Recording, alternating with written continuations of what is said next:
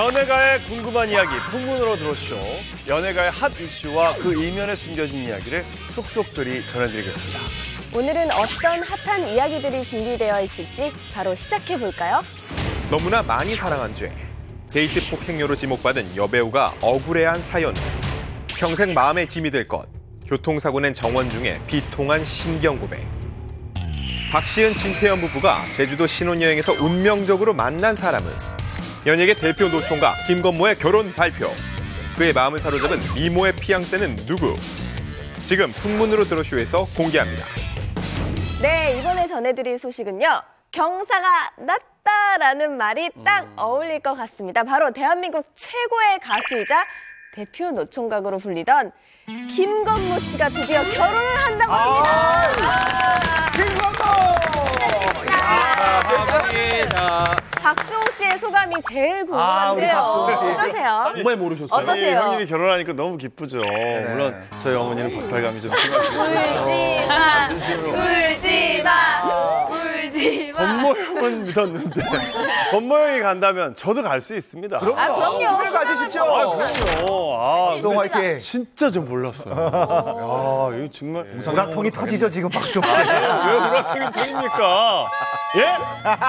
눈물이 나. 아이, 그거 봐. 굉장히 예민하시죠? 예.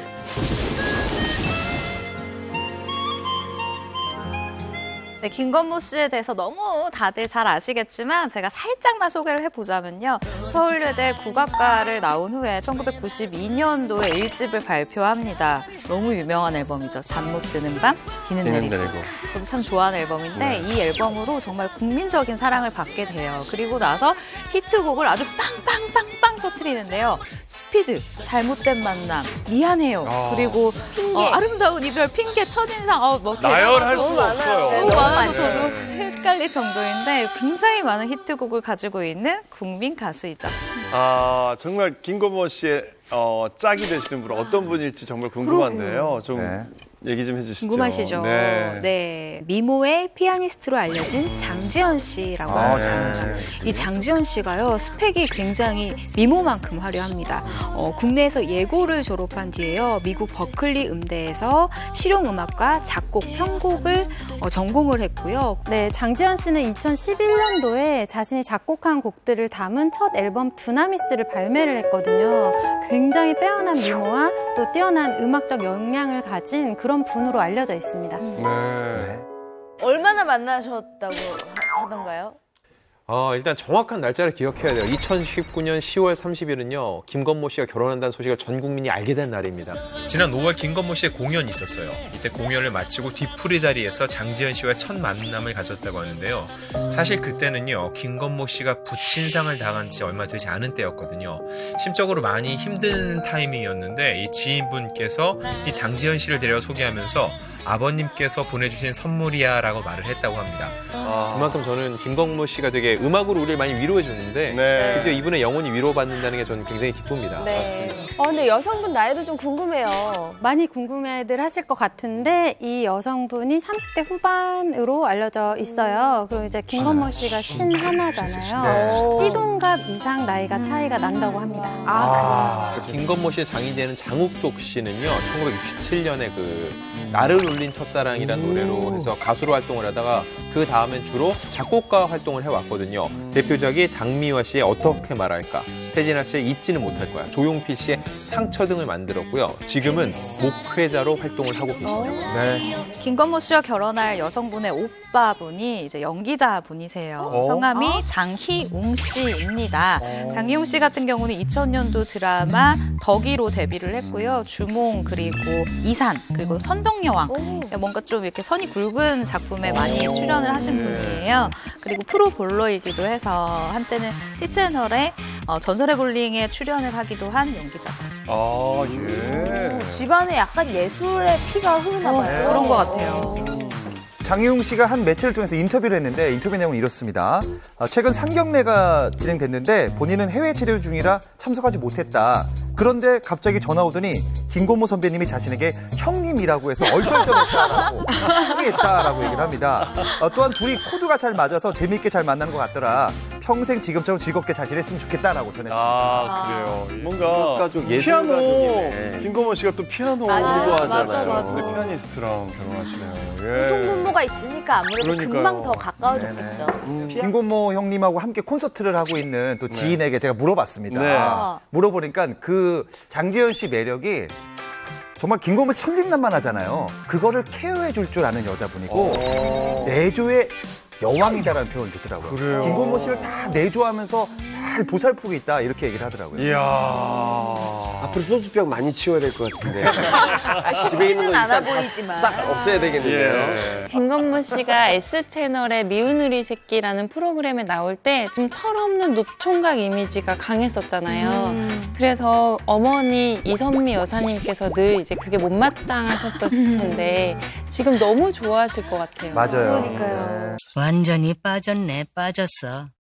방송으로 봤을 때 조금 막 깐깐한 느낌이 있는 그 김건모 씨의 어머니 이선미 씨의 눈에 들었다라는 그럼요. 정말 이 여성분이 대단하신 분이네요.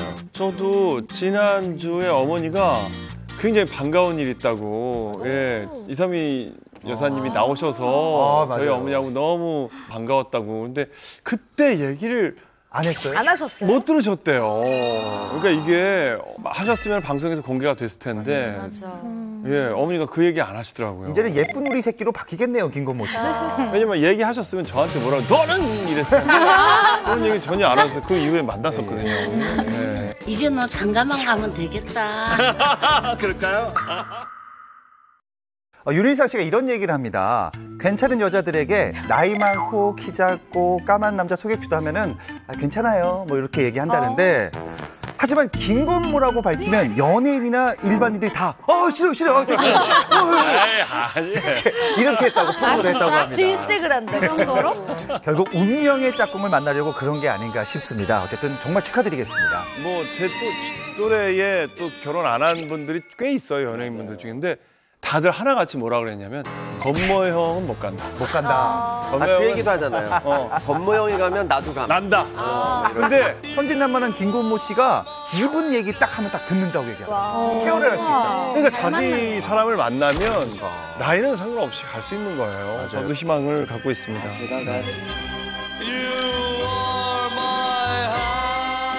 네, 김건모 씨 결혼 소식에 연예계 동료분들 반응이 어떤지 정말 궁금하네요. 네. 일단 그 어떠세요? 태진아 예. 씨가 일단 반응을 보였는데 2017년 김은국, 이무송 씨와 함께 김건모 장가 보내기 위원회를 꾸렸거든요.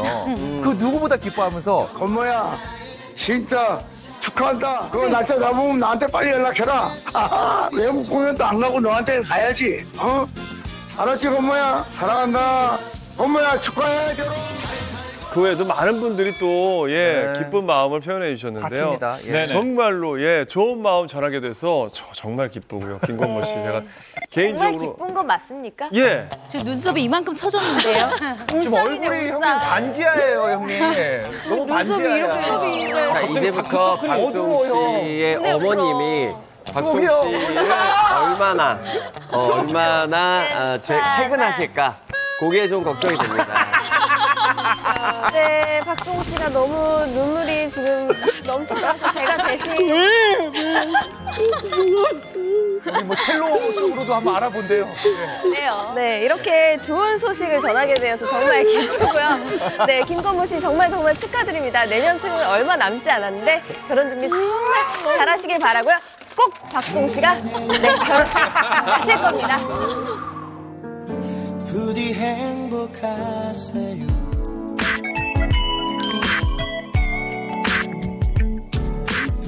지난 10월 24일 연예 뉴스란에 불미스러운 기사가 올라왔는데요. 데이트 폭행으로 형을 선고받았다는 배우에 대한 내용이었습니다. 네, 처음엔 여자 배우 H씨로만 알려졌었는데요. 누군지 밝혀졌나요? 네, 이제 기사가 뜨자마자 네티즌 수사대가 출동을 했습니다. 그래서 처음에 지목이 된 게 배우 한하경 씨였어요. 이 한하경 씨는 2005년도에 데뷔를 했거든요. 근데 당시에 N채널 드라마 추리 다큐 별순검이라는 드라마로 데뷔를 했었고요. 영화 전망 좋은 집, 레슬링 등에 출연한 배우입니다. 네. 이분 같은 경우는 꽈당녀라고 하면은 그 사람이야 하는 사람들이 많을 거예요. 2012년 청룡영화상 레드카펫을 걷다가 이제 이 시상식에서 빠닥 넘어지면서 사진이 굉장히 많이 찍혔었던 분이거든요. 노출 사고도 사실은 좀 크게 난 편이기 때문에 그때 뭐 실시간 검색어에 정말 난리가 났었던 그런 사람이에요. 그날 네티즌들 사이에서는 일부러 넘어진 거 아니냐. 그러니까 뭐 무명 배우가 좀 이름을 알리기 위해서 일부러 넘어진 게 아니냐. 아니다. 뭐 정말로 미끄러져서 넘어진 것 같다. 의견이 분분하기도 했었죠. 사실 그 전까지는 이름을 잘 모르는 배우여서 저 여배우는 왜 저 시상식에 갔지? 이런 얘기를 좀 많이 들었을 정도인데 검색어에 굉장히 핫하게 올라갔죠. 자신과 헤어지려고 한 남자친구를 폭행한 여배우, 이 기사가 떴는데 이날 하나경 씨가 개인 방송을 시작을 합니다. 방송을 보러 온 팬들이 계속 실시간으로 글을 올리는 거예요. 뉴스 봤냐? 오늘 좀 바빠서 뉴스를 못 봤다.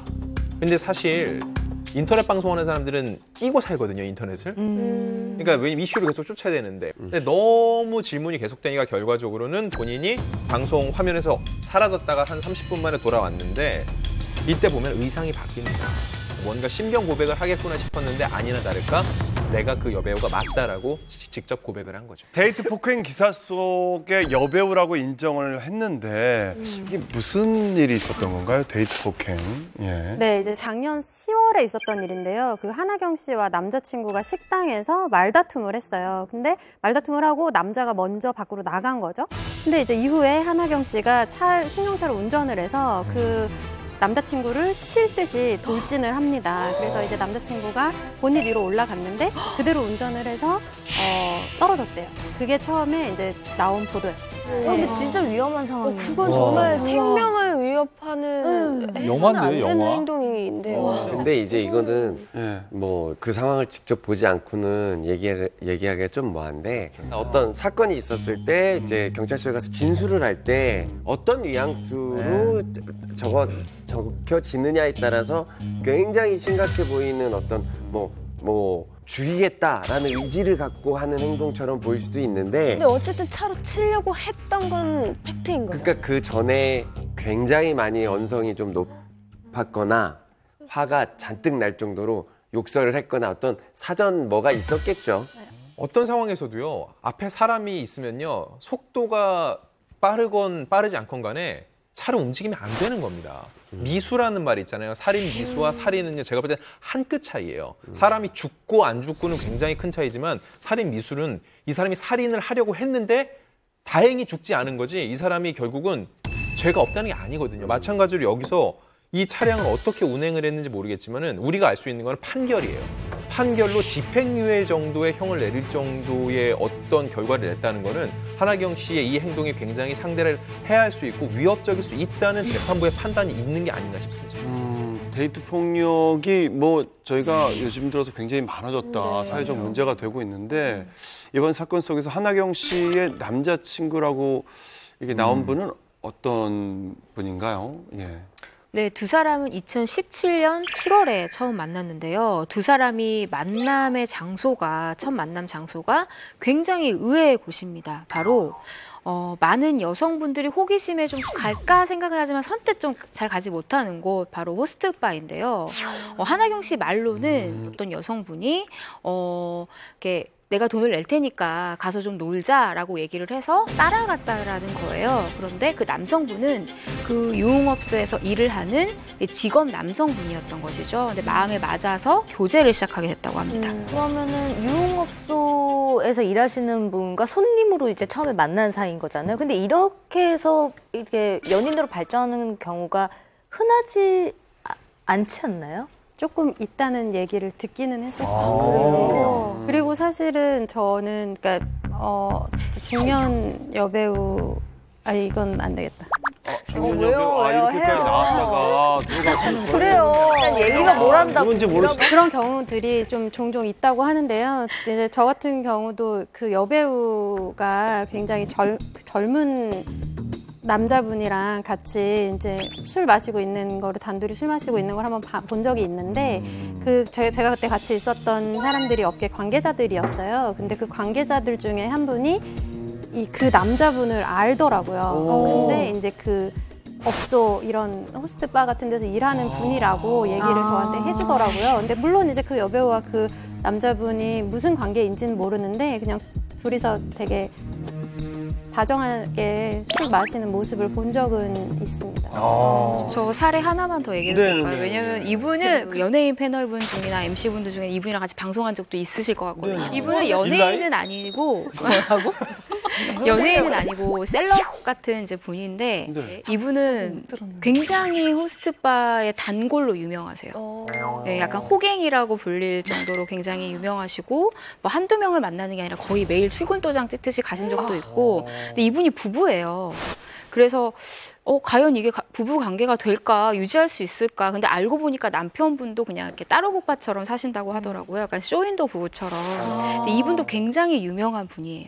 아니, 근데 뭐 예를 들면 이런 뭐 업계라고 얘기를 하시니까 이 유흥업소에 종사하시는 분들이라고 해서 저는 뭐 사실 사귀는 게 전혀 이상하진 않아요. 왜냐하면 그 업계에서 그렇게 뭐 일을 하실 정도면 사실 이성적 매력이 굉장히 많으신 분이겠죠. 뭐 그런 남성분과 사귄 뭐 한하경 씨 뭐 이 관계 자체는 전혀 뭐 이상하게 볼 건 아니다.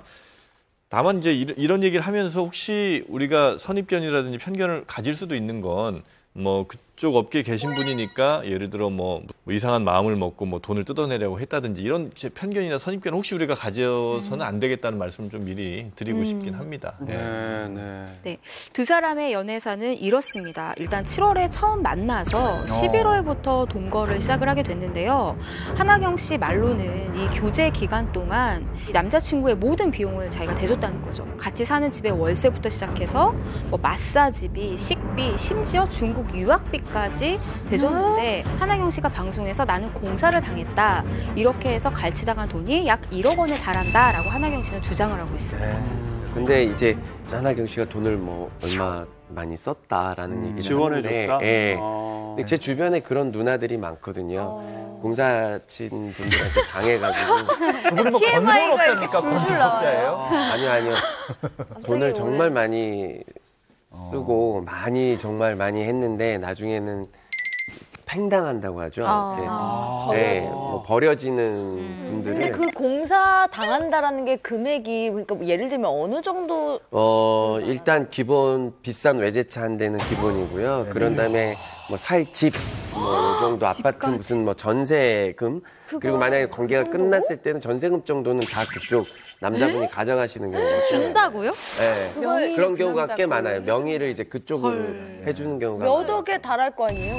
그러면? 원해서 본인이 원해서 해주는 거예요? 아니면 그 상대분이 해달라고? 해주게끔 유도를 하니까 그걸 공사 친다고 하는 거죠. 그러니까 단물을 쪽쪽 빨아먹을 때까지 빨아먹는다고 해요. 그쪽 세계에서는.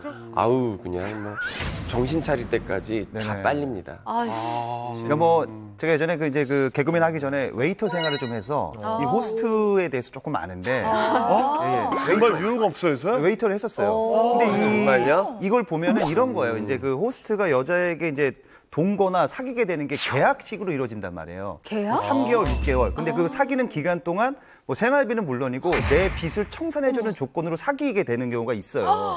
그리고 심지어는 길게 만났을 경우에는 매달 얼마씩 나에게 돈을 줘야만 사귀는 그런 조건이 있어요. 정상적으로 호스트와 사귀는 경우는 실제로 서로 사랑해서 똑같이 주거비용이랑 같이 부담하고 사귀는 게 진짜 사귀는 거고 이런 식으로 요 주장이 사실이라면 저는 요거는 공사를 당했다라는 표현을 좀 쓰고 싶네요. 이게 어떻게 공사예요? 예를 들어서 그러니까 뭐 내가 어떤 여성분을 사랑하는데 내가 내 사는 원룸에서 같이 들어와서 살아라. 그래서 내 원룸비 월세 나갔어요. 그럼 그게 공사당한 거예요, 내가? 그러니까 이제 대부분 내가 밥 사줬는데 그게 공사당한 거예요? 그러니까 대부분 이제 그런 거는 아닌데 조금 더 과하게 하는 이게. 경우가 있겠죠. 그래서 제가 표현했었습니다. 이거 공사보다 약간 농사 쪽. 네, 그리고 이제 그 한하경 씨의 그 데이트 폭행이 이제 그 아까 말했던 차량 돌진에서 끝났던 건 아니었던 것 같아요. 그 차량 돌진 이후에 남자친구가 좀 경찰에 신고를 한 거예요. 그러니까 이제 한하경 씨가 격분해서 뭐 밀치고 뭐 목을 조르고 손목을 꺾고 이런 일들이 같이 발생을 했다고 합니다. 근데 예전에는 뭐 어떻게 여자가 남자를 그렇게 제압할 수가 있어라고 했지만 요즘은 다르더라고요. 맞아요. 요즘 뭐 남편 중에서도 맞고 사는 사람들 정말 많아요. 그 습관적으로 이렇게 막 그렇게 막 그런 성향의 폭력적인 성향의 여성분들이 있어요. 맞아요. 통계를 보면은 이제 그 데이트 폭력에서 여성 피해자가 뭐 10명 중에 9명으로 많아요, 실제로. 그럼요. 근데 예. 남몰래 나도 폭행을 당하는 거 호소하는 남자들이 많습니다. 그리고 사례를 보면은 여자친구가 나를 때리는 걸 폭력으로 인식을 못해요. 그러다가 주변에서 야 너무 심한 거 아니야라는 얘기를 듣고 나서 아 이게 폭행이구나 폭력이구나 느끼는 경우가 많거든요. 뭐 이런 경우도 있어요. 그 여자분이 계속 남자친구에 전화해서 나 죽을 거야, 너 안 만나면 죽어버릴 거야 이런 식으로 계속해서 이제 막 협박을 하고 해서 그것도 역시 데이트 폭력이에요. 그것도 데이트 폭력. 그럼요. 저는 이제 전문가분들한테 얘기 들었는데 이 사람이 때릴 사람인지 아닌 사람인지 어떻게 알아요? 라고 때리기 전까지 손대기 전까지 모르는 거 아니에요? 라고 물어보는데 그 얘기를 하더라고요. 술자리에서건 평소에서건 좋을 때건 어이그 이거 하는 사람 어이그 이거 하는 사람 아주 조금씩 나타나는 건데 어이구에서 점점 앞으로 나온대요 이게. 그러니까 일반적으로 사람이 때리면 안 된다는 생각을 갖고 있는 사람은 이런 제스처 자체를 하지 않는다는 거예요. 여자 여기 뒤에 이렇게 잡으면서 아이고 귀여워 이거 안 해요. 절대 안 해요. 절대 안 해요. 그리고 말로도 마찬가지래요. 아유 저러다 한 대 맞지? 한 대 맞아야 정신 차리지. 웃으면서 얘기하는데 누군가가 맞으면 정신을 차릴 수 있다라는 생각 자체를 가진 사람은 폭력을 행할 수 있다는 얘기예요. 무의식 중에 그런 그렇죠. 생각이 아닌 사람은 절대 그런 말도 하지 않아요. 그 실제로 전문가분들이 이 방금 직원이 나왔어요. 대박. 야 지금 지현수 씨가 저 가끔 남편한테 하는데. 너무 답답할 때 누가 한 대 좀 때려주지 막 이런 식으로. 근데 남편은 뭐 속상할 때 그런 얘기들 할 수 있죠. 그렇다고 때리진 않으셨을 거 아니에요, 일라이 씨를. 전혀 폭력성과는 거리가 먼 분이라서 누가 때려주지는 의뢰할 수 있다는 거죠. 사실은 그 애기 아빠들은 애들이 너무 말 안 들을 때 맴매한다 이러잖아요. 그럼 제가 너무 어이가 없어서 왜 때린다고 해? 그러면 남자애들은 이렇게 혼내서 키워야 된다고 맴매도 맞아야 된다고 막 그래요. 그래서 제가 말 안 들어서 쟤를 때리면 당신은 중환자실에 너무 맞죠.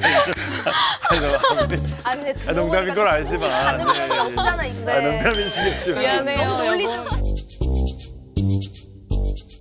자, 이번 사건에 대해서 뭐 물론 남녀 간의 문제가 있을 수 있고 그런데 이게 법적으로까지 가고 또 연예인분이라 불거진 건데 한하경 씨의 입장은 어떤가요?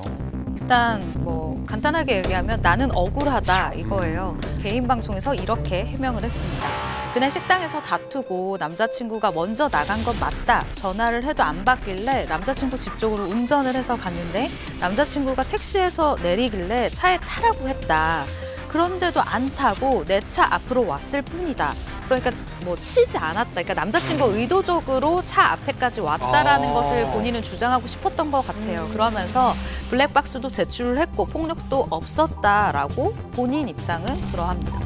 뭐 한하경 씨는 이번 사건으로 징역 8월에 집행유예 2년을 선고받았는데 대부분 데이트 폭력은 벌금형으로 이제 끝나는 경우가 많은데 한하경 씨 같은 경우는 형량이 굉장히 중한 편으로. 이 정도면 진짜 굉장히 중한 것처럼 느껴지는데. 근데 앞으로 데이트 폭력 좀 과하게 하긴 해야 돼요. 이게 조금. 형량이 좀 과한 거 아니야 할 수 있는데요.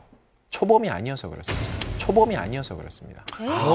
초범이 아니에요? 과거에도 교제하던 남성들을 폭행을 해서 그때는 벌금형을 받았었어요. 그때는 이제 초범이고 이게 수위가 좀 낮으니까. 근데 재판부가 볼 때 상대 남성에 대한 폭행이나 폭력의 수위가 점점 높아지고 있다고 본 거죠. 그래서 여기서 더 제재를 안 하면은 더 큰 사고가 발생할 수 있다라는 일종의 경고라고 볼 수 있어요. 또 한하경 씨가 난 사랑한 죄밖에 없다라고 말하면서 이제 억울한 입장을 이야기를 했는데요. 사실 진짜 사랑을 했다라면 이별할 때도 아름답게 보내주는 것도 진정한 사랑의 표현이 아닌가 싶습니다.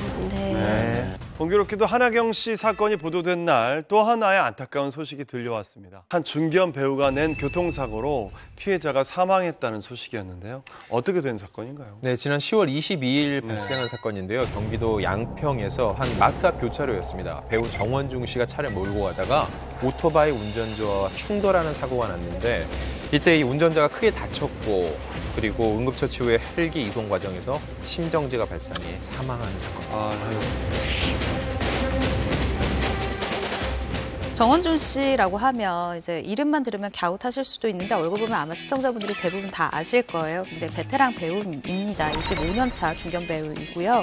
최근 영화 힘을 내어 미스터리에 출연을 해서 굉장히 좋은 연기를 보여주기도 했었고 현재는 K채널 인기 주말극 사랑은 뷰티풀, 인생은 원더풀에 출연을 하고 있는 상태였습니다. 네. 뉴스 듣고 정말 너무 안타까웠어요. 이 오토바이 운전자가 17세 청소년이라고 아이고, 얘기를 들었거든요. 예. 근데 이거를 이제 부모 입장에서는 갑자기 자기 아이가 이렇게 된 거니까 되게 힘들고 앞이 캄캄하고 막 하늘이 무너지고 할 것 같아요. 네. 근데 어떻게 된 사고인가요? 혹시 운전자가 음주운전이었다든지 신호위반이었다든지 뭐 그런 이유가 있었나요? 정원준 씨가 입장을 냈습니다. 불법 유턴을 했다고 기사가 났는데 전혀 사실이 아니다. 아파트로 들어가려고 5m 정도 움직였는데 바로 앞에 오토바이가 달려왔다. 서로 보이지도 않았고 피하기도 어려운 구조였다라고 설명을 했습니다.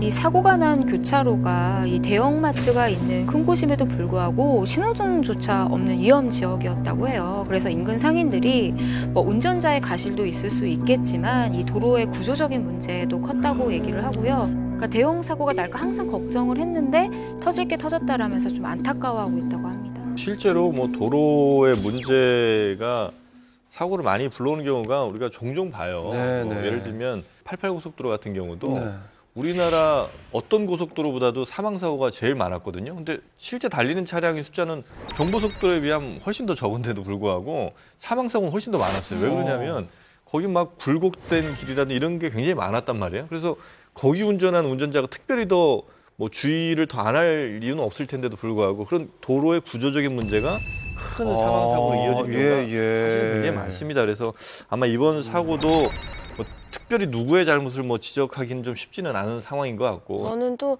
올해 그 정원중 선배님이랑 드라마를 한번 같이 했었는데 저도 그 전에 잘 선배님에 대해서 몰랐는데 항상 뭐 근엄한 회장님 이런 역할로 나오셔서 무서우실 것 같았는데 굉장히 부드러우시고 그래서 아마 이 선배님도 많이 놀라셨을 거라는 생각이 들더라고요. 경찰이 이제 신호 위반이나 음주 운전 등 뭐 12대 중과실에 해당하는 사고는 아닌 것 같다고 밝혔거든요. 지금 경찰이 불구속 입건을 해서 뭐 조사를 하고 있는 상황입니다. 오토바이 운전자에게 악플이 쏟아진다는 말이 있는데 그게 왜 그런 건가요? 차에 가려서 안 보였다고 하니까 오토바이가 그러면 갑자기 튀어나왔겠네라는 생각에 아마 이 오토바이 그분들은 추론인 거죠. 추론으로 악플을 다는 거죠. 그렇죠. 정은주 씨 같은 경우는 이 유가족들을 만났는데 그 부모님들도 너무 선하신 분이고 아들도 너무 착한 아들이었다는 걸 이제 듣게 된 거예요. 그래서 마음이 너무 안 좋다라고 얘기를 하면서 뭐라고 했냐면 인터넷에 악플을 제발 그만 달아달라라고 간곡히 요청을 했어요. 왜냐하면 이분들이 부모님들이 본인 아들 기사를 볼 때 이 인터넷 악플을 보고 거의 실신을 하신대요. 너무 마음이 안 좋아서 그래서 아니 아르바이트 그러니까 배달 아르바이트를 하던 친구였다면서요. 네, 그리고 원동기 면허증이 있는 상태였고 그리고 제가 이쪽 경찰분이랑 이제 취재를 조금 해봤었는데 경찰분도 굉장히 안타까워했어요. 그러니까 대중들이 생각하는 것만큼 그렇게 뭐 아주 뭐 고개 운전도 당연히 아니었고 정원준 씨 같은 경우도 정말 그냥 본인이 서행하면서 들어가는 그런 상황이었었는데 그러니까 누구도 막을 수 없는 그런 사고였기 때문에 경찰분도 굉장히 안타까워하는 그런 사고였습니다. 정원준 씨가 사고 직후 현재 출연 중인 드라마 제작진에게 하차 의사를 전달했다고 알고 있는데 어떻게 되는 건가요? 네, 결국 정원준 씨 그리고 제작진은 충분한 상의 끝에 이 드라마를 함께 완주하는 것으로 결론을 냈습니다. 이와 관련된 신경도 전하기도 했습니다. 정원중 씨는 세상을 떠난 선배 연극 배우 고 추승웅의 말을 빌려서 광대는 설령 부모가 돌아가셔도 공연장에 나가 웃고 울고 떠들고 춤추고 해야 한다. 광대들의 아픈 숙명이라고 강조하면서 비난을 달게 받겠다고 밝혔습니다. 사실 이게 예능하고 드라마가 좀 다릅니다. 그래서 예능 같은 경우는 뭐 저희 이 포근쇼에서 제가 살짝 빠져도 뭐 대타가 누가 나와도 괜찮지 않습니까? 천천히 나오세요.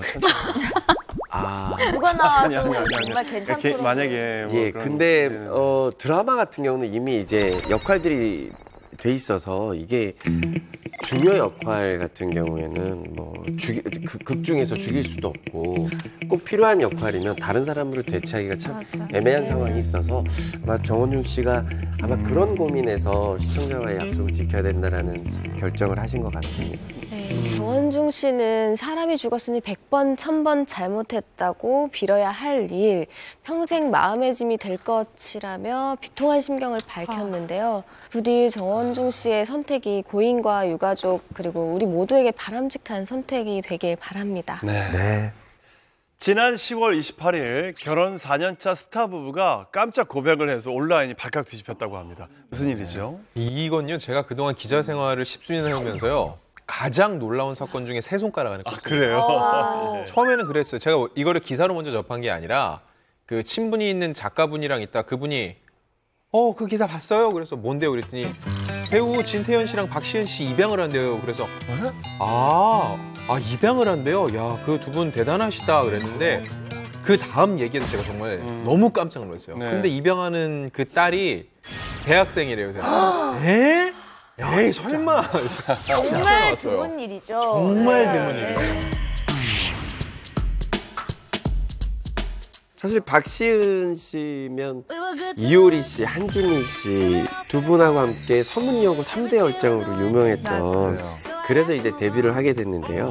1998년 드라마 김창완의 이야기 셋으로 데뷔를 해서 학교, 쾌걸 춘향으로 많은 사랑을 받았던 배우고요. 또 진태현 씨는 M채널 공채로 데뷔를 해서 하얀 거짓말을 통해서 정말 주부님들의 사랑을 많이 받았던 연기자죠. 두 사람은 SBS 호박꽃 순정에서 만나서 5년 열애 끝에 결혼을 한 커플입니다. 네, 박시연, 진태현 부부가 2015년도에 결혼을 했거든요. 근데 이제 결혼을 하고 신혼여행을 제주도로 갔어요. 근데 이 목적이 사실 여행이 아니라 봉사활동이었던 거예요. 그 당시에 한 70여 명 정도 아이들이 있는 그 보육원으로 신혼여행을 갔는데 이곳에서 이 딸을 처음 만나게 됐어요. 두 분 마음도 되게 잘 맞나 봐요. 이런 케이스가 드물기는 하지만 굉장히 이게 자연스럽게 느껴질 정도로 정말 친하게 지냈다고 하고요. 딸 이름을 직접 공개를 했잖아요. 세연 양인데 이 세연 양만 후원한 게 아니라 그쪽에 있는 아이들을 가끔씩 서울 자택에 초대를 해서 재워주고 한다고 하더라고요. 정말 천사 부부인 것 같아요. 몇 년 동안 조카와 이모, 삼촌으로 지냈잖아요. 근데 입양을 하게 된 결심한 계기가 뭘까요? 정말 세연 양을 생각해서 그렇게 된 것 같아요. 이렇게 말씀을 하시더라고요. 조카가 편입도 해야 되고 졸업하고 취직도 해야 되고 이제 앞으로 점차 사랑하는 사람을 만나서 가정도 꾸려야 되는데 저희 부부는 이제 세연이에게 이모, 삼촌을 멈추고 진짜 엄마, 아빠가 되어주기로 결심을 했습니다라고 심정을 밝혔는데 정말 대단하신 것 같아요. 보통 아이를 키우면 어른 된다고 하잖아요. 이 아이를 위해서 앞으로 더 많은 일을 자기가 더 이제 뒤에서 해주고 싶다라는 그런 걸 보면 그냥 단순히 아이를 키운 부모들보다 훨씬 더 위에 계신 것 같아요. 맞아요. 어린 남편 일라이는 이제 어른이 됐나요? 아니요, 커가고 있습니다.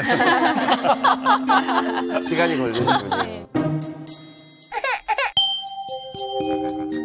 사실은 뭐 이런 경우가 우리 주변에 너무 많아요. 여기 옆에 있는 홍석천 씨도 사실 입양의 또 아이콘. 지금 뭐 조카들을 자신의 호적에 올려서 입양을 해가지고 조카들의 그 학비까지 지금 다 되고 있잖아요. 이번에 또 첫째 조카 유학 보내서 마무리 다 했더니 또 둘째 조카, 남자 조카가 또 뉴욕으로 조카가 유학 가가지고 어떠세요? 이런 얘기 들으니까 남일 같지가 않으시죠? 예. 아니 근데 또 이제 저희 아이들은 이제 제가 워낙에 이제 특별한 삼촌이니까 제가 아이들한테 이제 어떤 그런 주변 사람들의 그런 혹시라도 모를 따가운 시선을 받지 않게끔 이제 제가 선택을 해서 보낸 건데 경제적인 지원만 해주면 잘 클 것 같아. 엄마도 있으니까 그래서 잘 클 것 같아 하는데 알고 봤더니 그게 아니라 각자 또 생각하는 아픔들이 또 있더라고요. 그래서 그런 거를 좀 많이 들어주려고 하는데 학비 보느라고 시간이 없어가지고 많이 못 챙겨주는 게 너무 미안하기도 하고 그렇습니다. 이게 얼마나 큰데요. 자기 자식은 돈 들어가는 게 하나도 아깝지 않아요. 맞아요. 네, 그런 게 있더라고요. 그런데 사실은 그 마음이 너무 그러니까 내 저 핏줄이 아님에도 불구하고 핏줄보다 더 어떻게 보면 노력하고 조심스러운 부분이 많은데도 선택한 거니까 두 분의 결정이 정말 칭찬받아 마땅합니다. 네. 그냥 제가 봤을 땐 박시은 씨도 그렇고 진태환 씨도 그렇고 그 20세 이상의 삶이 뭔가 외로웠거나 누군가 필요했거나 그런 그렇죠. 순간이 있었기 때문에 내 아이로 생각을 하면서 품어준 것 같아요. 그럴 수 있죠. 저는 한 가지 또 걱정되는 거는 뭐 워낙 잘 하시겠고 주변 사람들이 많이 응원해 주시겠지만 이제 사람들의 관심을 받아야 될 그런 또 스트레스가 조금 있을 수 있어요. 그렇겠어요. 20살이면 아직 어린데 너가 걔야? 이러지 마시고 너무 축하해, 감사해 이렇게 인사 전하는 게 그래서 우리의 자세인 것 같습니다. 두 분에게 뭐 결혼 4년 만에 큰 딸이 생겼는데 어떻게 두 분이 혹시 둘째 계획, 그러니까 2세 계획은 있으시대요? 어떻대요? 네, 저는 있으신 것 같아요. 왜냐면 진태현 씨가 이 입양 소식을 알리고 SNS 글 말미에 이렇게 적었는데요. 앞으로 저희 많이 응원해 주세요. 와이프 닮은 아가도 낳아야 하고 또 다른 아이들도 함께 가족이 되어가야 하니까요. 네. 찡하네요.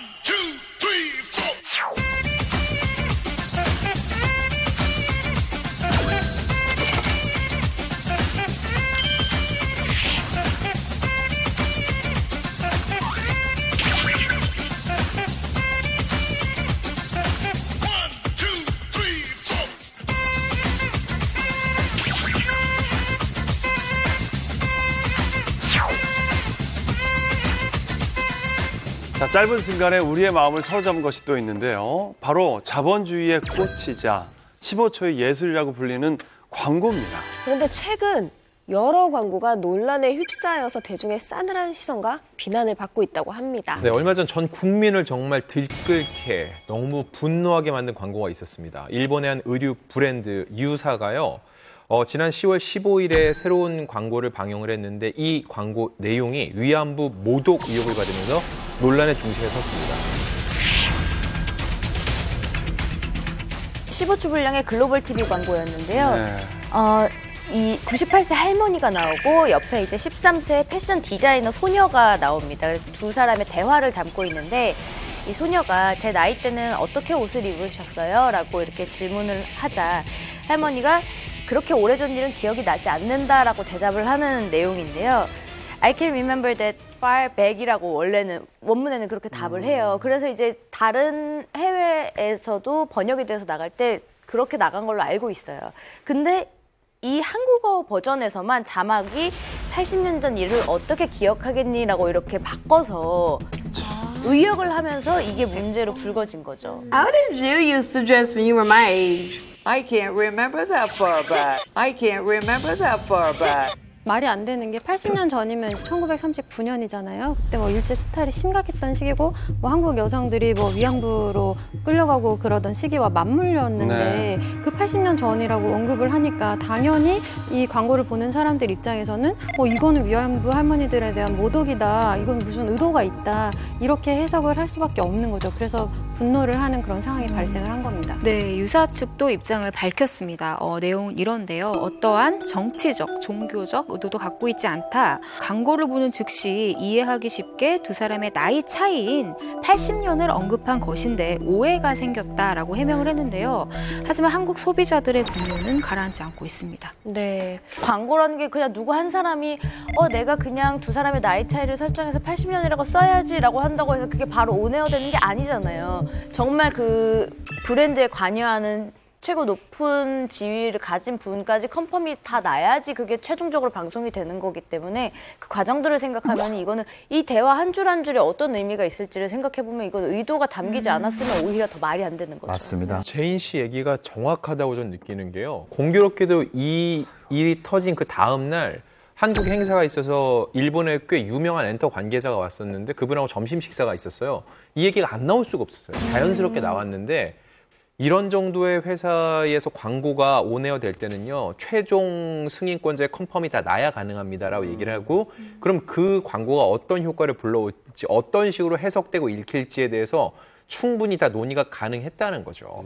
사실 요즘처럼 한일 관계가 안 좋을 때가 없는데 오히려 논란이 될 거라고 생각을 미리 일부러라도 생각해서 피해가면 피해갔을 일인데 이렇게 하는 것 자체가 오히려 더 이거를 통해서 어떤 노이즈 마케팅을 노린 게 아니냐 싶을 정도로 너무 화가 나는 일이죠. 네. 일각에서는 이게 뭐 왜 그냥 단순 광고인데 과대 해석을 하느냐 이런 지적이 나왔다고 하는데 이 일각이 어딘지 궁금하네요. 과대 해석이라고 하는 쪽 얘기는 아마 그런 걸 거예요. 이게 뭐 우리나라만 파는 것도 아니고 글로벌하게 다 광고 내는데 우리나라만 저격하려고 전 세계 광고를 그렇게 내겠느냐? 돈 버는 회사지 뭐 무슨 애국한 회사도 아니지 않느냐? 이런 이제 아마 논리를 분명히 얘기를 할 건데 아주 나이 많은 할머니 한 분이랑 아주 어린 그 손녀랑 둘이 대화를 하는데 그냥 옛날 일 기억 안 난다는 게 이게 메시지거든요. 이거는 어디 글로벌 시장에서도 사실은 왜 이런 광고 메시지가 나오는지 납득이 안 돼요. 납득이 안 되니까. 그러니까 이건 과대 해석이 아니라 제대로 된 해석을 우리가 한 것이라고 봐야 되는 근데 거죠. 그들의 변은 뭔지 아세요? 그들이 입고 있는 이 외투가 80대도 10대도 모두가 어울린다. 그러니까 우리가 지금 착장하고 있는 이것은 전 세대에게 다 뭐 입을 수 있는 옷이다라는 걸 어필하고 싶은 광고였대요. 그게 말은 되죠. 15초의 미학인데요. 그걸 본 사람이 이해 못하고 설명을 만든 사람이 해줘야지 이해시킬 수 있다면요. 그러니까요. 그거는 광고로서 이미 실패한 겁니다. 그렇죠. 안 그래도 매출이 많이 떨어졌다라는 얘기를 들어서 뉴스를 들어서 아 다행이다 한편 전 생각을 했는데 한편 온라인 매출이 굉장히 많이 올랐다라는 얘기를 또 저도 그 얘기 들으면서 아 이 사람들이 아직까지 이렇게 자만을 하고 있는 것인가? 라는 생각에 의도된 거라면 정말 이거는 우리 국민이 가만히 있어서는 안 될 일이라고 생각을 합니다. 그 너튜브에 패러디 동영상들이 꽤 있는데 하나를 보면 이제 우리나라 대학생이 제작한 영상에 실제 근로정지대 피해 할머님이 또 아 진짜요? 나왔어요. 그래서 직접 출연해서 화제가 됐는데 한번 준비되어 있거든요. 와 할머니 그 문구 완전 좋은데요? 난 상기시켜주는 걸 좋아하거든. 누구처럼 원폭이랑 방사능 맞고 까먹지는 않아. 제 나이 때는 얼마나 힘드셨어요? 그 끔찍한 고통은 영원히 잊을 수 없어. 유사 광고에 대답을 하듯이 이렇게 할머니가 말씀하시는 것 같아서 보고 나니까 그 마지막 말이 진짜 확 와닿는 것 같아요. 그 끔찍한 고통은 영원히 잊을 수 없다는 게. 이 패러디 영상은요, 전남대 사학과 4학년인 윤동현 씨가 유사 광고를 역지사지로 너희도 한번 느껴보라 이런 취지로 만든 건데요. 동영상에 등장한 할머니는 지난 1944년 5월 일본 나고야의 한 공장에 강제 동원됐던 90살의 양금덕 할머니십니다. 광고 논란 후에 주춤하던 유사 불매운동이 지금은 퇴출 운동으로 확산이 되는 양상인데요.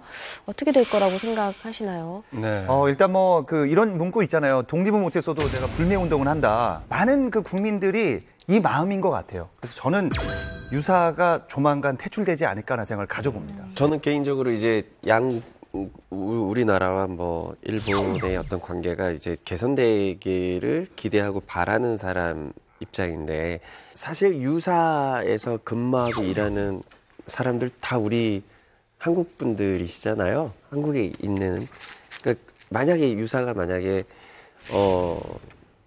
한국 매장을 포기하면 또 그분들의 일자리나 이런 것들도 사실 저는 좀 걱정이기는 해요. 지금 열심히 일하시는 분들이 있는데 이런 식으로 우리나라를 대하는 이렇게 조롱하거나 무시하는 이런 태도를 계속 유지하고 가는 이런 어리석은 결정들은 또 다른 회사들은 절대 하지 않았으면 좋겠어요. 함께 가야 되는 것이 또 분명히 있거든요. 그런 생각이 좀 있습니다. 광고 논란은 비단 어제 오늘 일만은 아닌데요. 과거에도 홍보하려다가 분노만 키운 논란 광고들이 꽤 있었다고 합니다. 어떤 것들이 있었나요? 네, 네, 바로 올 여름에 나왔던 광고인데요. 유명 아이스크림 브랜드 비사의 광고였습니다. 이게 아동 성상품화 논란에 휘말리면서 좀 굉장히 곤혹스러운 상황을 겪게 됐었죠. 네. 그런데요, 이번에 비사의 광고가 논란이 되면서 과거의 광고 영상도 덩달아 논란이 되고 있다고 합니다. 네. 그렇습니다. 어떻게 된 일인가요? 비사는 지난 2017년 배우 유승호 씨와 차은우 씨가 출연한 광고를 방영을 했는데 그 광고를 보면요. 유승호 씨와 차은우 씨가 이제 아이스크림을 비유해 키스하면 맛보는 내용이 담겨져 있습니다. 유승호 씨는 좋아하는 맛, 차은우 씨는 끌리는 맛으로 표현을 했는데 두 사람을 맛으로 표현했다는 게 성상품화 아니냐는 지적이 좀 나와 있습니다.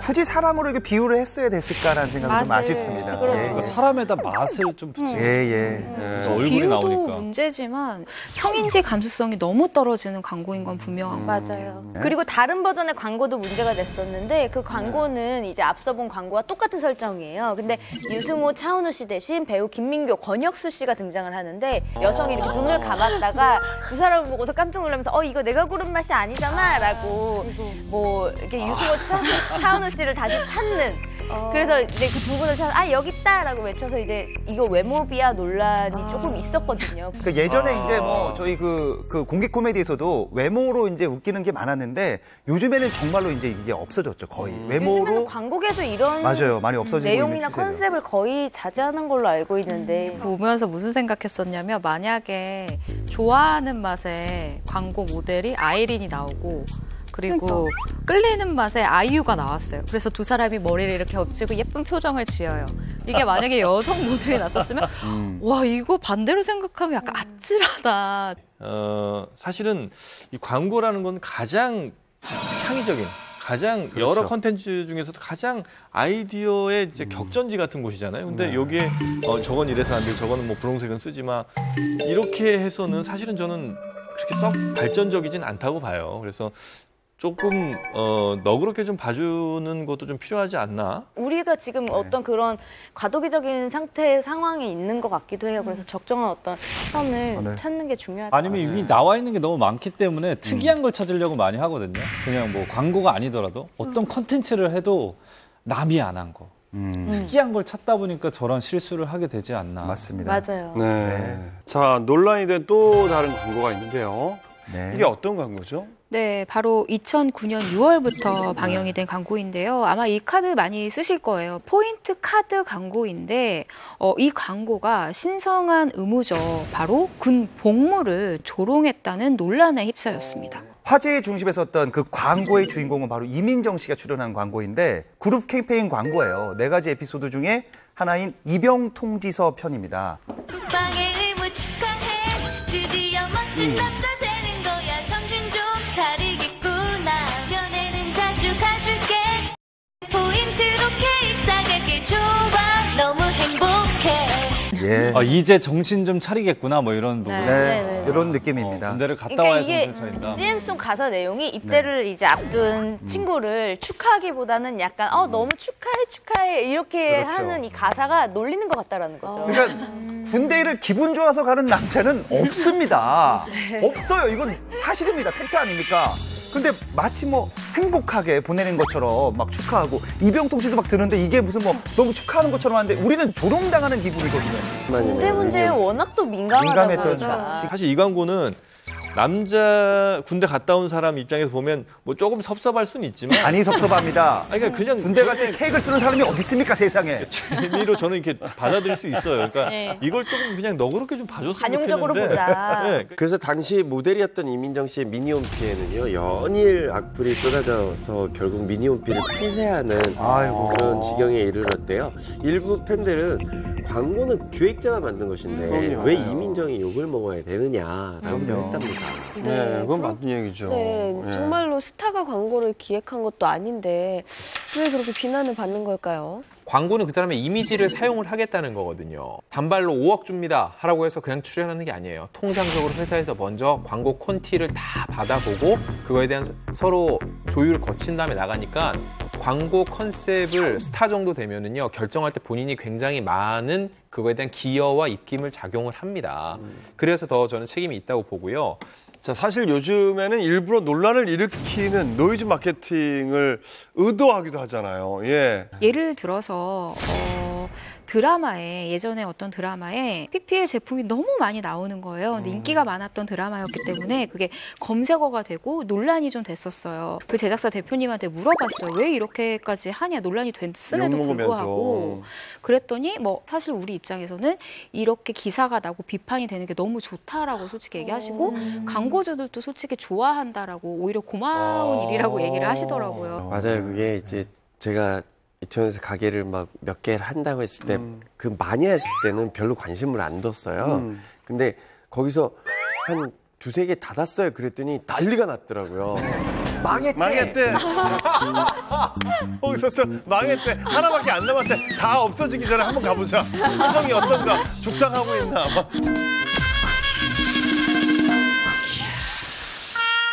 자, 광고만큼이나 화제가 되는 것이 바로 스타들의 몸값인데요. 대한민국에서 광고료를 가장 많이 받는 스타는 누구라고 생각하십니까? 가장 많은 이분들이 대한민국에서 가장 광고료를 많이 받는 게 아니라 대한민국 역사상일걸요? 그 이전 모델 중에서도 이들보다 많이 받은 사람은 없을 거예요. 왜냐면은 경제적 효과를 분석한 자료에 따르면요. 5조 6천억. 5조 6천억. 광고 경제적 효과가 있다고 이야, 이 스타가. 네네. 누군지 알려드리기 전에 영상을 먼저 한번 보시죠. 정말 사람들 많네요. 어디지? 이게 뭐야? 왜 이렇게 사람이 많아? 누구 때문에 모인 거예요, 지금? 팬들이 이렇게 모인 이유는요. 네네.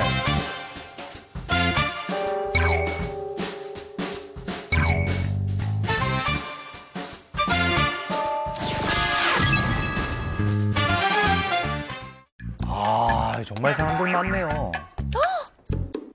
어디지? 이게 뭐야? 왜 이렇게 사람이 많아? 누구 때문에 모인 거예요, 지금? 팬들이 이렇게 모인 이유는요. 네네. 그들이 저 전광판에 나오는 영상을 보려고 해요. 영상? 거기가 어디냐면은요.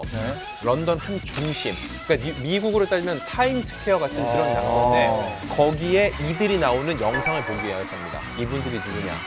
저도 모르게 이분들이라고 하거든요. 21세기 비틀즈라 불리는 방탄소년단. BTS! 참고로 저는 얼마 전에 이분들의 월드투어 마지막 공연이 열린 잠실체육관에서 그 공연을 보고 같이 눈물을 흘렸어요. 저 데리고 가시죠. 저는 1년에 한 번 돌아오는 생일에 제가 아끼는 동생 박경림 씨하고 야, 우리 식사나 같이 하자 그랬더니 아저씨 이게 판단해 보세요. 제가 아는 언니가 클릭을 미친 듯이 해가지고 BTS 그 표지 투표를 2장 구했어요. 저한테 같이 가자 그래서요. 제가 아저씨한테 가야 돼. BTS 가야 돼. 야, 20년 우정을 깨네요. 20년 우정을 깨졌어.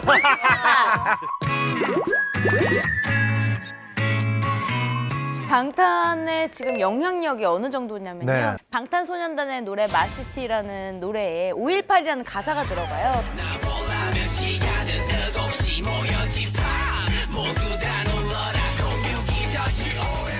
우리나라 이제 팬들은 알지만 외국 팬들이 5.18 민주화 운동이 대체 뭘까 이러면서 역사를 공부하고 심지어 그 국립 5.18 민주 묘지에서 헌화하고 분향을 할 정도로 해외 팬들에게 정말 막강한 영향력을 미치고 있고 방탄 때문에 한국어를 배우는 그런 학과별로 아미들도 굉장히 많아서 심지어 그런 얘기도 있잖아요. 미국에 들어가는 그 입국 심사가 있는데 예전에는 굉장히 질문이 길고 까다로웠잖아요. 어디서 왔냐? 한국이다 그러면 BTS. 진짜? 말씀해주신 것처럼 이 정도로 말 한마디에 전 세계가 정말 들썩들썩 거리는 상황인데요. 광고료는 들썩들썩거렸어요. 들썩들썩이 아니라 광고계 관계자에 따르면 방탄소년단의 광고료는 최소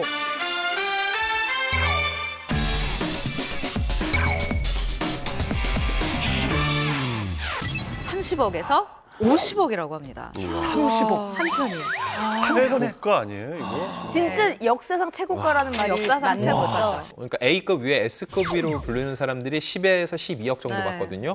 근데 이들은 7명이긴 하지만 그동안 어떤 그룹도 이 정도 선엔 근접한 적도 없습니다. 이야. 참고로 2017년에는 10억 정도였고요. 지금 이 순간에도 계속해서 오르고 있을 겁니다. 빨리 잡을 수도 없지. 그거예요. 네. 잡을 수가 없어요. 잡을 수도 없지. 광고료를 30억 정도 받으면 멤버는 얼마씩 가져가는지 아세요? 그 방탄소년단이 일단 소속사랑 재계약을 했기 때문에 퍼센테이지를 많이 높여줬다는 그 전제 하에 한번 얘기를 해볼게요. 회사가 3 그리고 멤버가 7명이니까 7이라고 그냥 계산하기 쉽게 했을 때 30억이면 회사가 9억이고 멤버들이 21억. 그럼 멤버들 개개인에게 3억인데 여기서 이제 세금을 한 40% 정도를 떼요. 그래도 큰 돈이긴 하지만 사실 방탄소년단에게 이 돈은 그리 크지 않습니다. 인당 좀 적은 왜냐하면 것 같다. 이 소속사의 2018년 영업이익이 641억이었어요. 영업이익이? 영업이익이. 근데 여기서 놀라면 안 될 것이 매출이 아니라 영업이익이. 매출이 아니라 영업이익이 641억. 그럼 매출은 수천억 원이겠네요. 그렇죠. 그러면 사실 멤버들에게 돌아가는 금액도 이 세금 뗀 광고료보다는 그냥 차라리 음악 활동에 매진하는 것이 이들에게도 수익을 올리는데 더 좋은 활동인 거예요.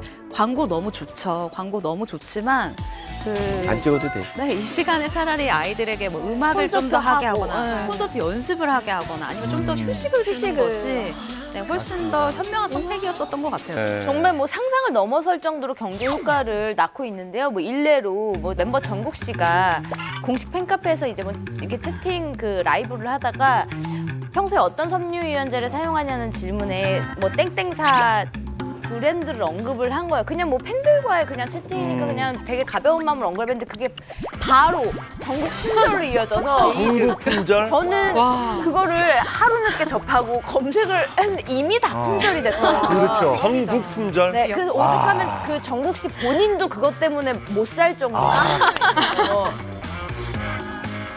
저는 뭐 언제든지 연락할 수 있는 사이기 그렇죠. 맞아요. 아, 언제는. 또 저 허세. 아우, 언제나. 그럼 저기 죄송한데 저 다음번 녹화 때까지만 가져와도 되니까 지금 한번 톡 한번.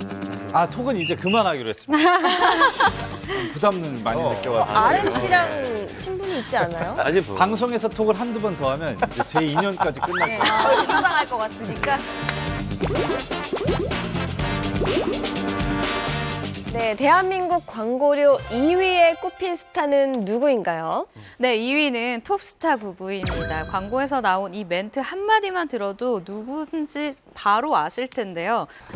네가 그냥 커피라면 난 티업땡이야. 그 아내는 그럼 이분이겠네요. 여름이니까 아이스 커피 그 노래 부르시는 그분 아닙니까? 네, 맞습니다. 결혼 4년 차에 작품 휴식기가 길어져도 여전히 최고의 개런티를 이어가고 있는 분들인데요. 바로 원빈, 이나영 씨 부부입니다. 네가 그냥 커피였다면 이 사람 내 야.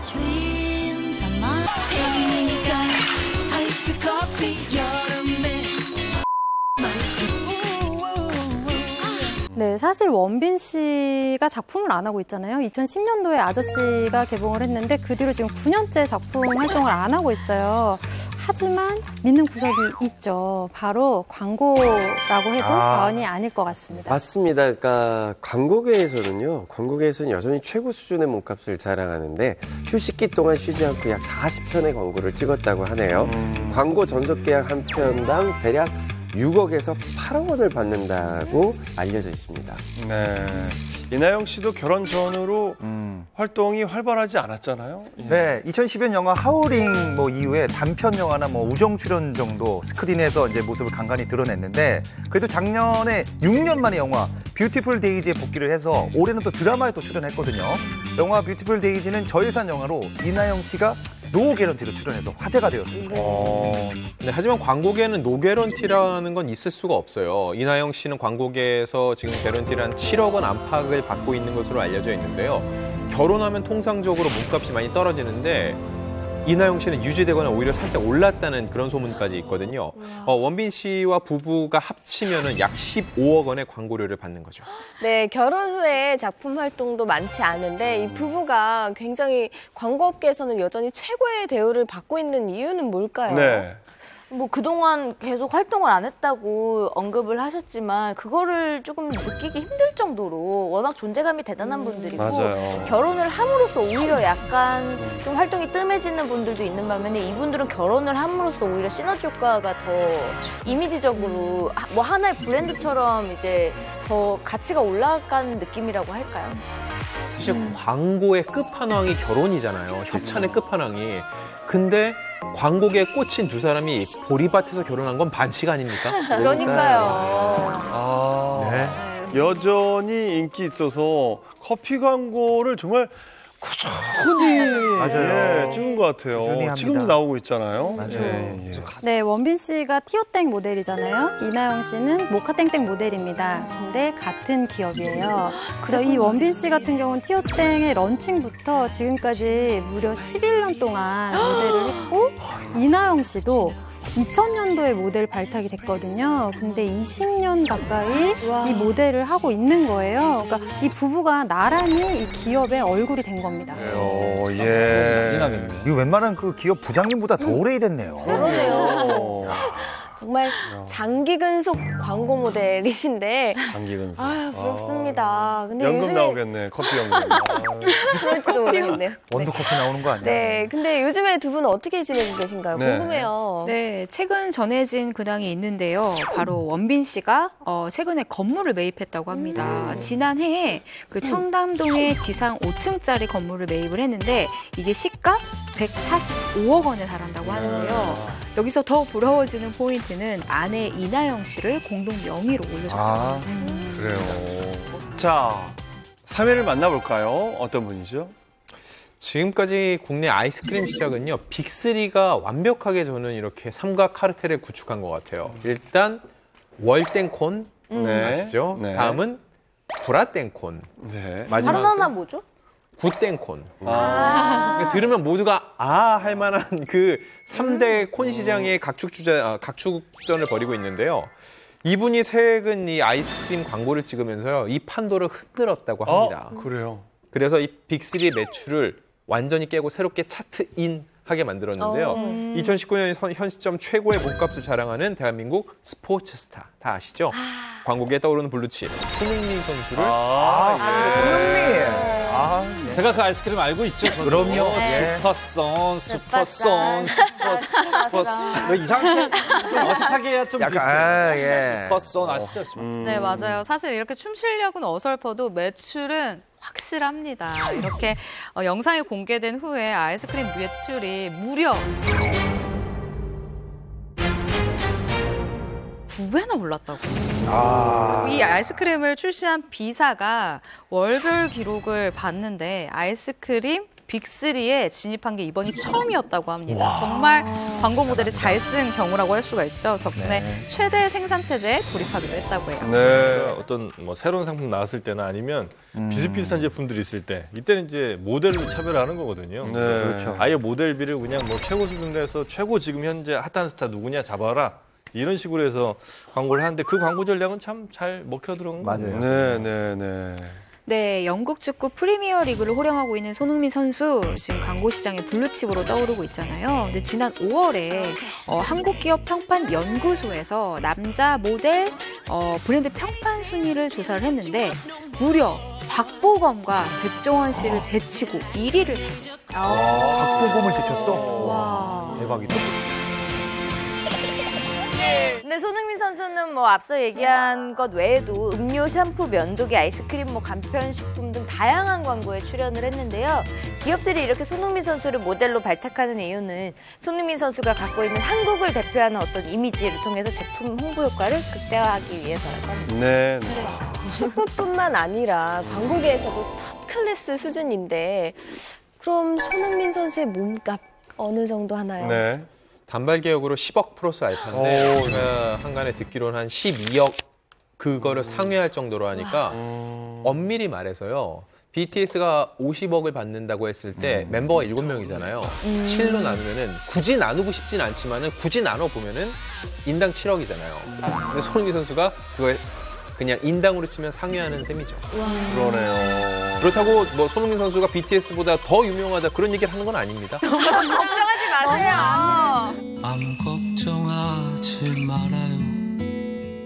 출연한 광고가 논란이 돼서 곤욕을 치른 스타들도 있지만 반대로 출연한 광고가 빵 터져서 네, 제2의 전성기를 맞은 스타들도 있다고 합니다. 네, 이분이 정말 광고에서 전 국민적 유행어를 탄생시켰어요. 말 그대로 빵 터진 분인데 네.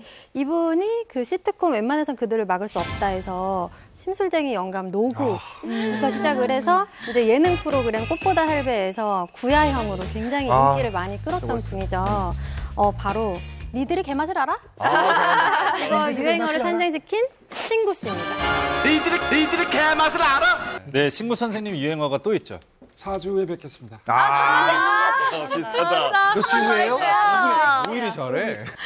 그래도 부동의 원탑, 유행어의 부동의 원탑은 니들이 개맛을 알아? 알아. 이건데 저도 그렇고 네. 뭐 전 국민이 진짜 다 따라했던 것 같아요. 맞습니다. 예.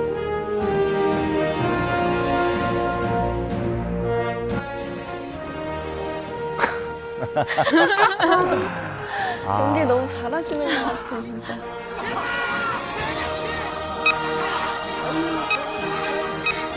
니들이 개맛을 알아? 왜 이렇게 귀여우시죠? 야, 고소합니다. 아니 방금 그 이 장면은 생각이 나는데 사실 버거 광고인지는 까먹었어요. 그 정도로 너무 선생님의 그 임팩트가 너무 커서. 맞아요. 네. 당시에 되게 많은 작품에서 근엄한 모습을 많이 보여주셨잖아요. 그럼요. 네. 근데 광고에서 되게 코믹한 모습에 친근하게 다가왔던 것 같아요. 원래 이 대사가 되게 점잖고 근엄한 목소리의 톤으로 이렇게 준비가 돼 있었다고 해요. 그런데 이제 시트콤 웬만하면 그들을 막을 수 없다. 그 심술쟁이 노구 스타일로 가는 게 더 재밌을 것 같다. 촬영할 때 한번 해봤더니 감독님이 막 자지러지면서 너무 좋아하시는 거예요. 그래서 결국에는 이 스타일로 가게 됐고 원래대로 갔으면 이 뭐 희대의 명대사가 좀 바뀔 뻔했죠. 네. 사실 이 광고 하나로 신구라고 하면은 개 이렇게 상징성이 딱 생겨버렸는데요. 덕분에 2015년도죠. 영덕대게 축제 홍보대사로 위촉이 되었어요. 네, 니들이 영덕대게 맛을 알아를 외치게 되었다고 합니다. 영덕의 특산물인 이 대게 그리고 대게 축제를 홍보하게 됐다고 해요. 너희들이 개맛을 알아? 아니 뭐 오죽하면은 나중에 한 인터넷 사이트에 신구님 당신의 개맛을 알려주세요라는 팬카페가 이제 개설이 돼가지고 놀라운 살인 미소다. 뭐 그때는 굉장히 김재원 씨 그 살인 미소 김재원 씨가 인기가 많았잖아요. 김재원, 성시경 뭐 저리 가라다 맞아요. 하면서 당신의 주름살에 푹 빠지고 싶어요라는 찬사와 러브레터가 진짜 막 가득 쌓였을 정도로 인기가 정말 대단했다고 합니다. 광고가 끝난 지 17년이 지났음에도 불구하고 신구 선생님의 명대사는 지금까지도 두고두고 회자되고 있는데요.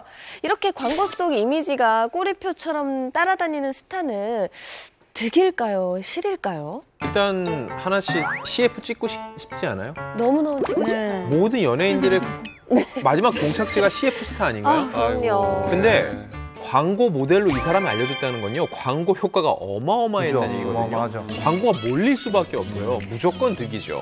하지만 이 스스로가 이미지를 깰 정도의 저는 그런 연기력이나 이런 실력이 없으면요, 오히려 독이 된다고 봐요.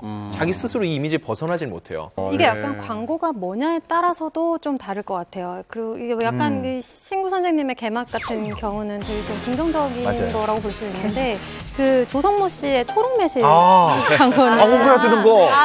맞다. 그쵸. 좀 그거가 굉장히 좀 그 본인에게도 약간 트라우마를 안겨줘요. 맞아요. 막 초록이나 뭐 매실 이런 단어가 그 암암리에 금지가 됐었다 이런 얘기를 또 매실이라는 별명을 조성모 씨가 않았었는데 했었는데 약간 광고가 뭐냐에 따라서도 조금 영향을 끼칠 것 같습니다. 조성모 씨 다시 또 이거 찍었어요. 알아요. 정말요? 찍었어요 또. 또 깨물어 줄까? 갑자기 광고 너무 찍고 싶네요. 예. 제가 또 과자랑 인연이 깊거든요. 게리 씨가 도리 땡땡이랑 과자를 찍었을 때 제가 또 작은 단역으로 또 찍고 그 후에 김우빈 씨가 찍은 광고에 제가 또 대단하다. 함께 나왔었는데 과자 CF를 다 잠깐씩 네, 나왔었네요. 네. 네, 근데요. 이제 또 찍고 싶다고요. 이제 좀 과자와 인연이 많습니다. 네, 신구 선생님은 코믹한 광고 하나로 이미지 변신을 제대로 하셨는데 이렇게 근엄한 이미지의 중견 배우가 코믹 광고를 찍으면 어떤 장단점이 또 있을까요? 거의 장점이 더 많은 것 같아요. 네, 막 새롭고 친근한 모습 보여줄 수 이미지가 좀 이렇게 있으니까. 변하는 것도 굉장히 요즘엔 다 맞아요. 반기지 않나요? 예. 뭐 예를 들어서 임채무 씨의 돼지 아이스크림. 그러니까. 레전드죠. 그렇죠. 이분들이 워낙 근엄한 이미지가 있으니까는 완벽한 반전 이미지를 주면서 CF 스타로서 그리고 작품 안에서도 새로운 캐릭터를 만들 수 있는 발판을 만드는 건데 중요한 거는요. 연기력이 워낙 뛰어나서요. 그러시니까요. 이분들이 막 보면 그 아저씨 딱 웃다가도 연기가 시작되면은요. 다들 몰입할 수밖에 없어요. 다른 사람 같아져요. 힘이 있으니까 이분들은 뭘 해도 괜찮습니다.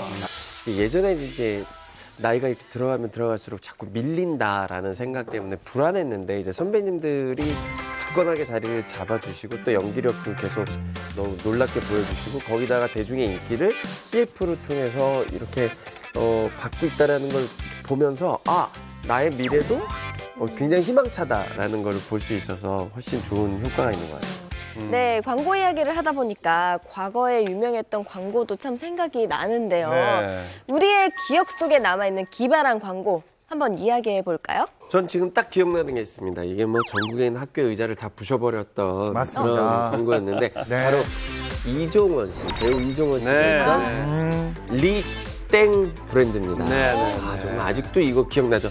다다다닥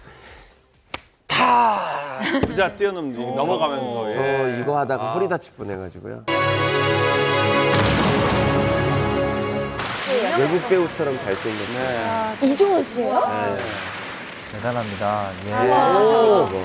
맞아, 이게 되게 유명해요. 어머. 원래 무용을 하셨나 봐요.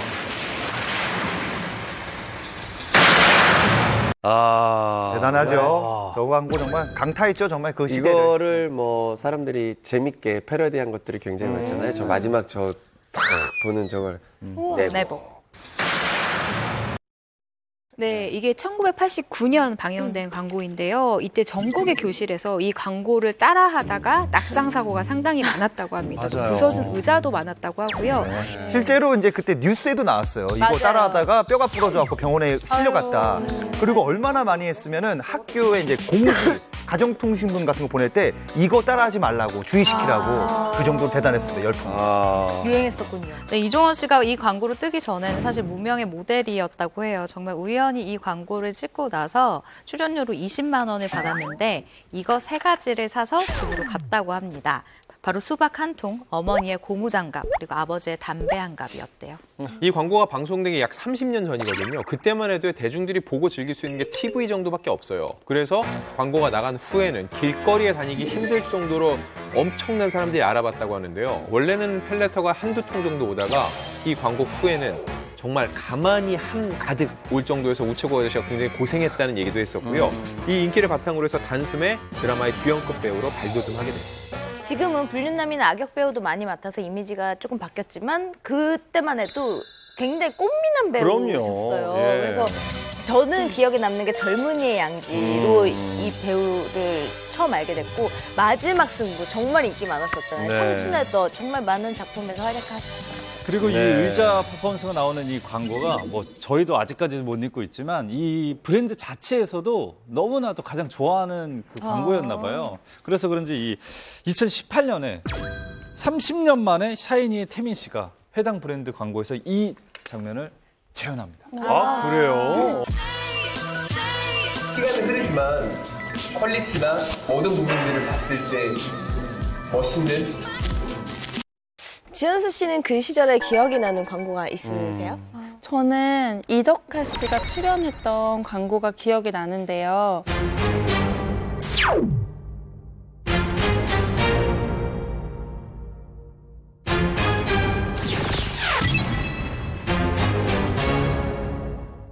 지현수 씨는 그 시절에 기억이 나는 광고가 있으세요?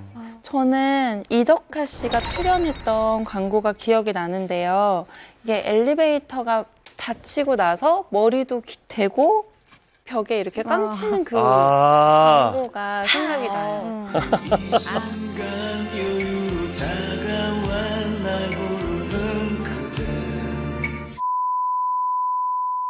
멋진 남자, 멋진 여자.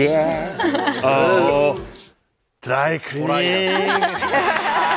도라이. 도라이. 박았어.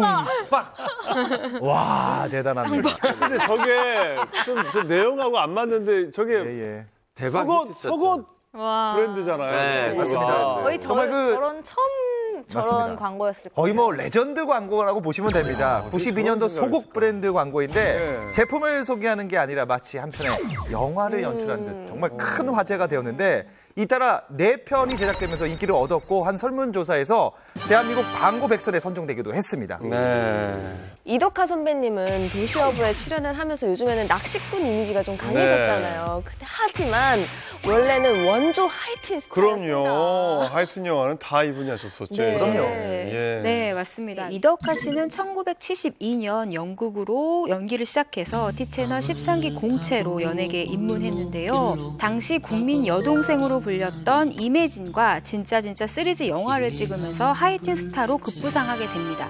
이후 드라마 사랑과 진실, 또 80년대 주말 연속곡 최고의 시청률을 찍었던 드라마죠. 사랑과 야망의 태수역으로 스타덤에 오르게 됩니다. 토요일은 즐거워해서 진행을 맡으면서 그 쇼 프로그램 MC로도 굉장히 인기를 많이 끌었잖아요. 그렇죠. 지금으로 치면 유재석 씨와 같은 또 그런 인기를 누렸었던 기억이 나요. 네. 그래도 부탁해요. 최근에는 기억나는 게 모바일. 제가 노리는 건데. 제가 홍성철 씨 나중에 노려볼 수 있는 광고죠. 네. 모바일. 홍석천 씨 톤으로 하신다면 그거 똑같은 거. 모바일. 다시 찾은 모바일. 사랑과 정열을 그대에게 탈락. 네. 트래피 씨는 뭐 기억에 남는 광고 있으세요? 아무래도 과거부터 지금까지 항상 탑스타만 할 수 있는 그렇죠. 광고가 있었어요. 네. 그게 바로 휴대전화. 통신사 휴대전화. 휴대전화가 출시됐던 1990년대부터 지금까지 제 마음속에 저장했던 광고들을 쭉 뽑아왔습니다. 한번 보시죠. 네. 이거 정말 유명했죠. 공중전화 옆에서만 돼. 100m 떨어지면 안 돼, 이게. 공중전화 옆에서만 되던 폰. 50m, 그냥 30m. 공중전화를 쓰면 되지 않아요? 사람이 많으니까. 전화해야 되죠. 여보세요? 이거 진짜 사고 싶었었는데. 맞아요. 그것도 비쌌어요. 공중전화 옆에서만 되는. 그럼 전화요금을 내지 않아요? 내죠.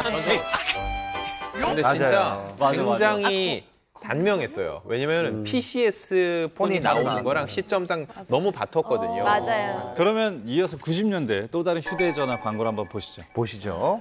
걸리는 게 있지. 내게 아니네. 접히는 게 있죠.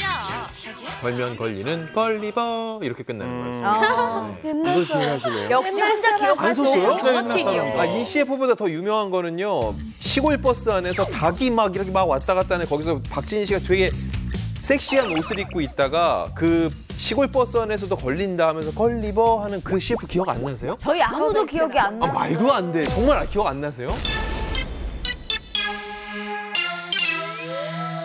아무튼 박진희 씨가 그 광고를 통해서 걸리버 걸이라는 별명을 얻기도 했습니다. 네. 그리고 이 당시에 박진희 씨 나이가 21살이었다고 해요. 엄청 어렸구나. 네, 굉장히 어린데 이 광고 컨셉 자체가 조금 섹시한 컨셉이다 보니까 그 이후에 들어오는 작품이나 광고가 이제 이런 컨셉을 원하는 거여서 많이 부담스러워했다고 해요. 네, 그리고 이제 2000년대로 들어오면서 휴대전화 산업이 아주 급성장을 하는데 이때 광고계를 주름잡은 CF 퀸이 있습니다. 누굽니까? 바로 이분입니다. 이때가 이효리 씨가 그 걸그룹 핑크를 활동하다가 갓 솔로로 나왔어요. 그때 완전 센세이션할 때. 진짜 핫할 때. 이때 2003년도에 약 4년 동안 이 S전자 휴대폰 광고를 찍었었는데요. 애니모션, 애니클럽, 애니스타 그냥 나오는 광고를 한 수십 편을 찍었었던 것 같아요. 어디야? 작업 중이야. 이때 뭐만 하면 남자들이 맨날 나 작업 중이야. 맨날 그랬었어. 이게 엄청 유행어였잖아요. 그리고 무엇보다 이효리 씨의 휴대전화 광고 중에서 가장 화제가 됐던 것은 바로 북한의 맞아. 조선국민민족예술단 소속 무용 배우 조명혜 씨와 함께 찍은 광고였어요. 맞습니다. 저도 이 광고 기억을 하는데요. 당시에 기순하지 않았던 어떤 북한의 셀럽이 그 남한의 상업 광고에 출연했던 게 처음이었어요. 그렇죠. 네, 그래서 이게 외신들이 많이 보도를 했는데 무려 세계 45개국에서 보도를 했을 정도로 큰 화제가 됐습니다. 네. 그래서 이거를 다룬 영화 안에서 보면은 당시 조명혜 씨와 만났던 이효리 씨의 역할을 이효리 씨가 직접 출연해서 20년 만에 다시 영화에 출연을 했거든요. 근데 이효리 씨와 함께한 4년 동안 휴대폰 매출이 무려 300%가 성장이 됐습니다. 300%. 정말 대단하네요. 네, 그리고 다음은 2006년에 나온 광고인데요. 이 노래만 들으면 바로 아실 것 같습니다. 네. 노래 주세요. Drop the beat. Are we about to get it just a little hot and sweaty in this ooh? Baby. Ladies, let's go. Don't you wish your girlfriend was hot like me? 네, 이 노래가 바로 원래 푸시켓 돌즈의 동차라는 노래입니다. 굉장히 잘하시는데요? 박성수 좀 잘 되네요. 동충하초. 잘한다. 맞습니다. 동충하초송으로 불렸었어요. 네. 그리고 이 춤은 맷돌춤으로 맞아요, 맷돌춤. 이름이 지어졌었죠. 네, 대한민국을 정말 열광시킨 이 맷돌춤. 정말 이 맷돌춤 한 방으로 빵 튼 스타가 있습니다. 바로 배우 박기웅 씨인데요. 박기웅 씨는 2005년 영화 괴담으로 데뷔를 했는데 이때 데뷔 초에 찍었었던 이 목을 돌리는 이 광고가 너무 유명세를 타서 지금도 이 광고가 대표작으로 불릴 정도로 뇌리에 강하게 남았죠. CG 아니냐? 맞아. 그게 맞냐? 엄청 화제가 됐었는데 지금 봐도 신기하다. 촌스럽지 않고. 네. 개인적으로 박기웅 씨 친해서 인터뷰할 때도 오랜만에 한번 보여줄 수 있냐 그러면 정말로 아직도 똑같이 그렇거든요. 이게 CG가 전혀 아니에요. 근데 기본적으로 연기를 되게 잘해서 저것도 몸을 잘 쓰는 거예요. 기본적으로. 그렇죠. 자기 몸을 그럼요. 어떻게 써야 되는지를 아는 배운 거죠. 자, 휴대전화 광고는 시대를 대변한다고도 할 수 있을 것 같은데요. 자, 여러분들은 기억에 남는 휴대전화 광고 있다면 뭐가 있으신가요? 예. 잘자 내 꿈꿔. 조성모, 이것도 이정현. 잘자 내 꿈꿔. 전지현 씨도 뭐 맞아요. 전지현 씨가 그 스테이지에 올라가가지고 자켓을 색깔을 바꾼 그러니까 그거 그 광고가 뭐였지? 화제가 됐어요. 맞아. 그러니까 그게 휴대폰 겉에 케이스를 계속 바꿔 낄 수 있는 맞아. 전지현 씨가 그거에 맞게 계속 여기서 바꿔요. 그러고 보니까 스타들이 다 휴대전화를 거쳐갔네요. 광고를. 네. 저는 옛날에 그게 생각나요. 한석규 씨였나? 그 절 같은 데서 중요한 순간에는 휴대폰 맞아. 꺼두셔서 잠시 꺼두셔서 있었다.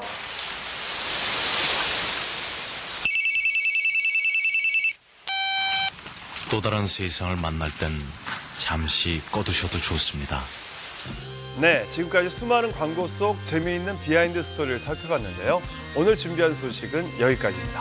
네, 저희는 다음 주에 더욱 솔깃하고 재밌는 이야기로 찾아오겠습니다. 여러분, 감사합니다. 감사합니다. 수고하셨습니다.